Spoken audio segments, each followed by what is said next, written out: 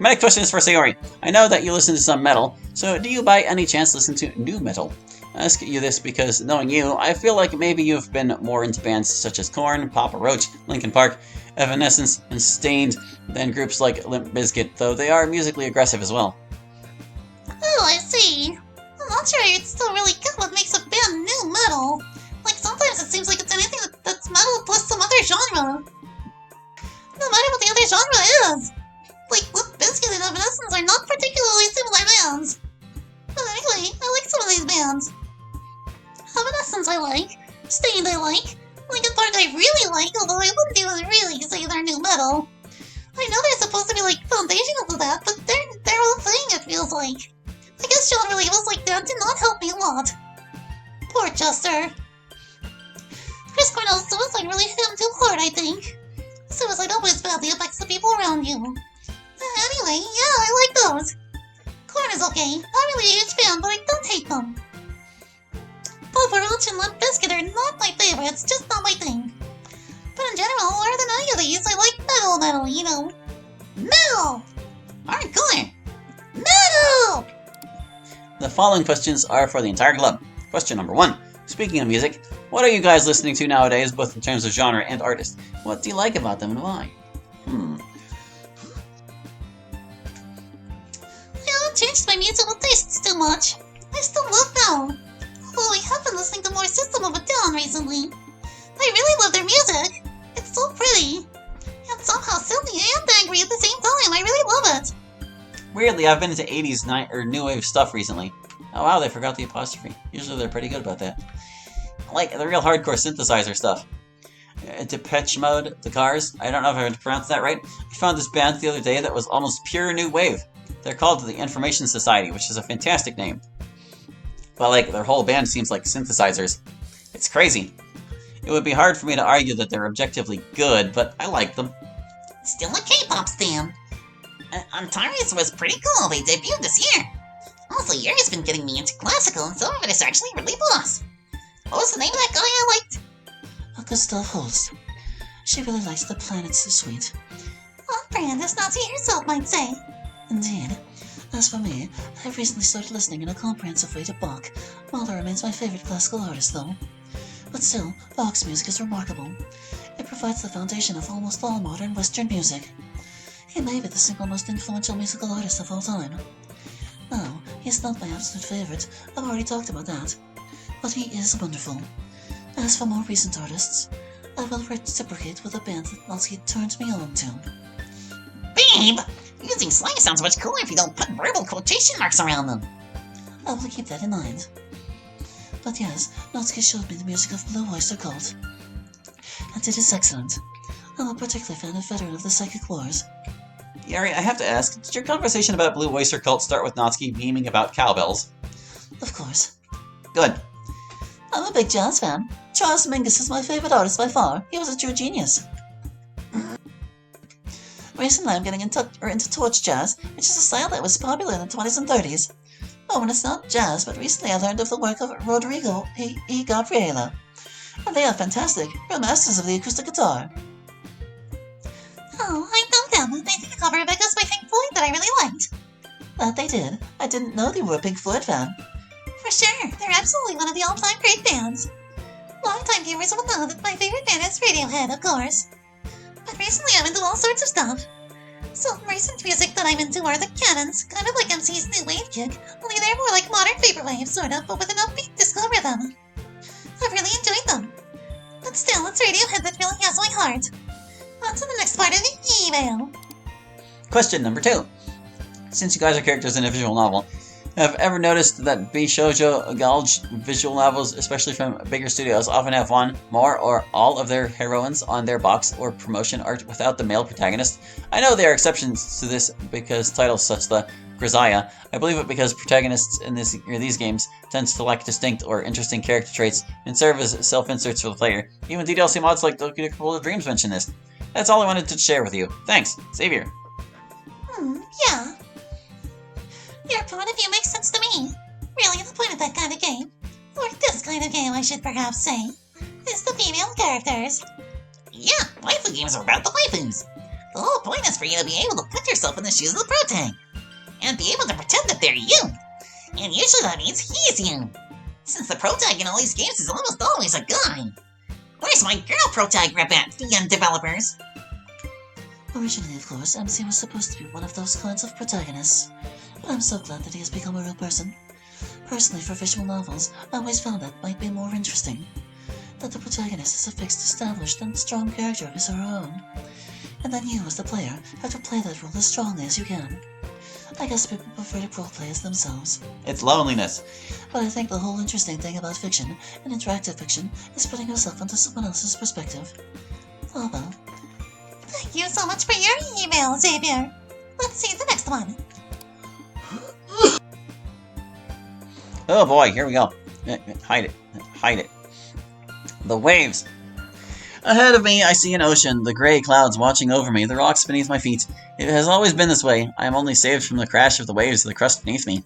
Today, something is different. I find my foundations consumed by the waves. How long have I been on the sand? I let the tide lap at my ankles, my feet sinking further into the unstable ground. The sound of the waves is more vivid now. I can see them draw near. They start small, but every day I come back, and every day the waves increase. It doesn't take long. I wake up and am surrounded by the ocean. It is violent, tossing, shaking, cluttering. My feet no longer touch the sand. They are above and all around me. I desperately try and find something to hold on to, something to allow me to gain control of my exhausted body. I find it, a sharp rock. I capture it in my desperate hands. For a moment, I can stop the waves. Time seems to come to a screeching halt. The stability feels peaceful, a calm in the storm. But it doesn't last long. My hand is ripped from its hold. The rock pierces my skin. The salt water floods my veins. The waves are relentless, and the rock's sharp. The time of stability lessens with every cut.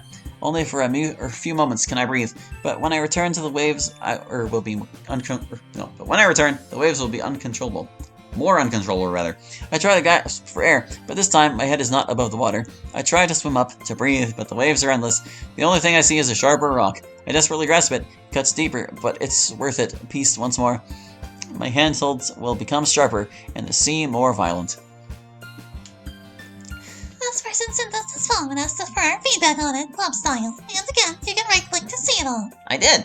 I'll start. I'd maybe think about adding just a touch more structure to it.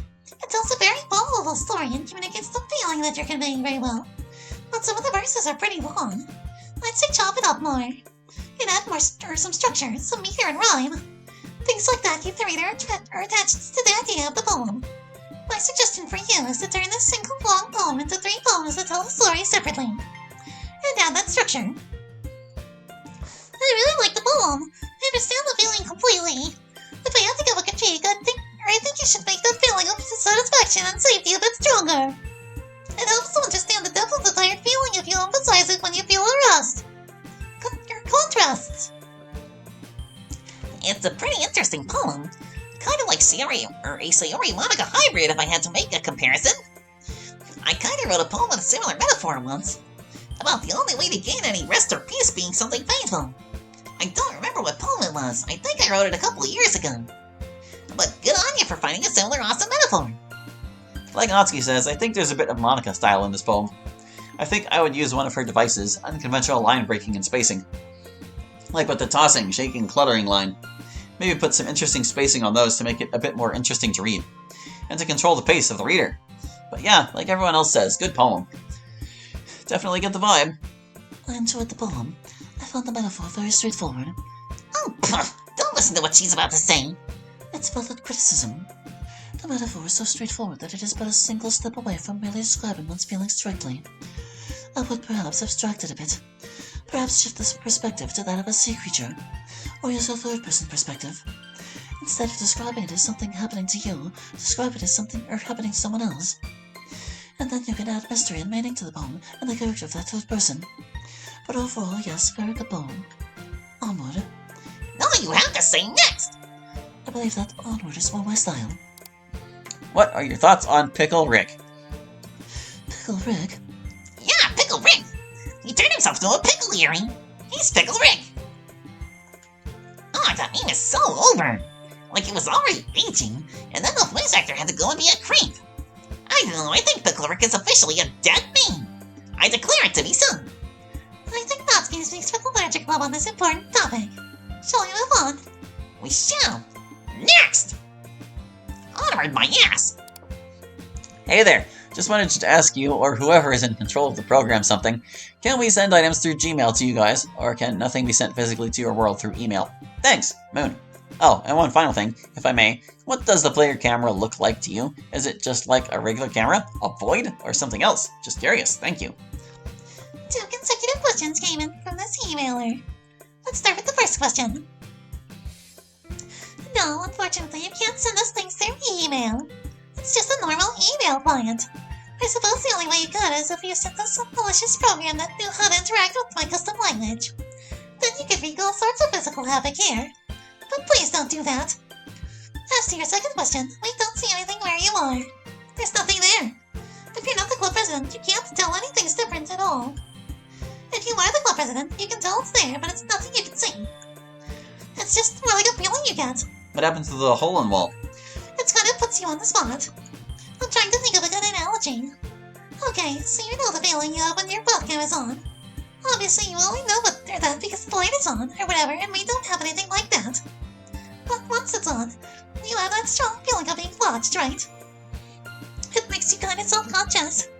It's like that, only for us here there's no light that comes out. I just kind of suddenly get that feeling. It's possible for me not to notice it at first, but if I'm busy doing or thinking about something else. But eventually you do realize it. Hope that answered your question. Next! Okay, I didn't want to be the one to have to ask this, but it looks like I have no choice, Sayori. I found all the benches in your Natsuki Quest mod and read the text that you put. I don't know if you expected anyone to catch that reference, but I did. So how many of you are burdened with the cursed knowledge, and how much? Should I expect Yuri to show up in the Ben Nye with some model magic horns one day? Natsuki, what's your chum handle? Thank you, and sorry for reading. Good grief. Talking about chum handles in 2024, and this was written in 2022? Was Homestuck even still relevant then? The bench reference? I mean, I remember the bench thing, but I don't remember putting a reference in. I did have Natsuki write some of her own dialogue. It was me, emailer. It was always me. We're doing it, man. We're making this happen. I am about to... Or am I about where the player is? Hard to tell, but yeah, you're about there. Good. Anyway, yeah, chum handle, huh? Let's go with Genius Gamer until I think of a better one. Because of course, given the options, you gotta go with a GG username. Anyway, thanks for writing, Worthless Human. This is your god speaking. It is a wrathful god who despises you more than you could possibly dare to fear. I have watched your entire pathetic life unfold. Alright, beloved, that is enough.